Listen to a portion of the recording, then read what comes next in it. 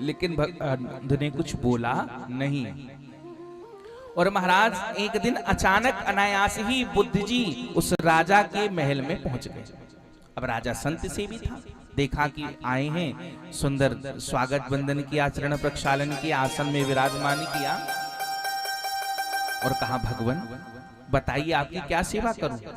यदि आप आदेश करो तो आपको अधौटा बढ़िया खीर बनवा के प्रसाद खिलाऊं। बोले राजन जो तुम्हारी इच्छा हो, जो तुम चाहो वो तुम खिलाओ। और महाराज बढ़िया सुंदर सी खीर बनी तैयार हुई और वो प्रसाद जो है अपनी चांदी के पात्र में सुंदर लेके आए।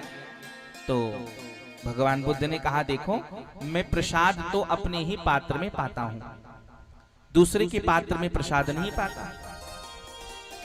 तो उन्होंने अपना पात्र आगे बढ़ाया और जैसे देखा राजा ने उस पात्र के अंदर कुछ कचड़ा था। बोले महाराज एक काम करो, या तो आप मेरे पात्र में प्रसाद पालो या तो अपने इस कचड़े को साफ कर लो। तो बुद्ध जी ने कहा देखो तुम ये बताओ कि तुम्हारा प्रसाद महत्वपूर्ण है, खीर तुम्हारी महत्वपूर्ण है कि आशीर्वाद।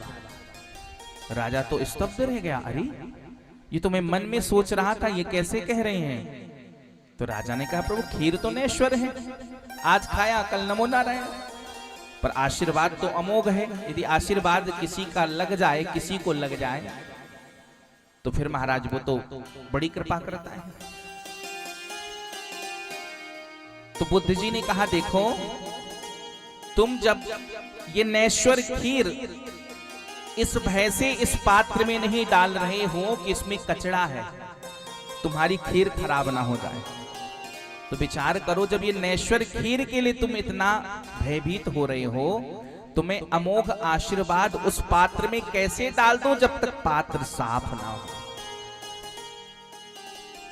तो जब हृदय निर्मल होता है, भावनाएं शुद्ध होती हैं, तो ठाकुर जी सेवा प्रदान कर देते हैं। अपनी ही कथा सुनने कहने